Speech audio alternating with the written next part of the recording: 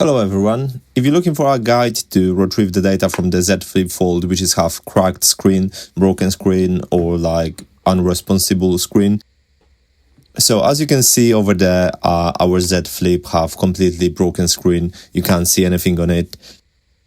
To be able to access the phone, first of all, you need to unlock it, swipe from the top, click on the airplane mode, type the pin in, and afterwards you can safely open the phone, connect the Type-C adapter to HDMI, connect your mouse, just wait a moment until you get the screen directed onto the monitor, and afterwards you can get it going. As you see, we just use an Anker Type-C adapter to HDMI. You can use any other brand as well. It don't have to be any specific one. So you can just browse Amazon or just go to any of the local stores.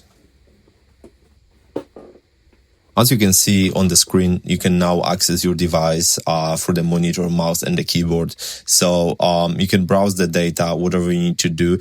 But if you want to transfer it or back up the data, the easiest way is going to be to use the smart switch. As you can see on the screen, you can choose one of the following options. You can go for the wireless or through the cable. It's just whichever is easier. If you go through the Wi-Fi, you can just scan the QR code. Thank you.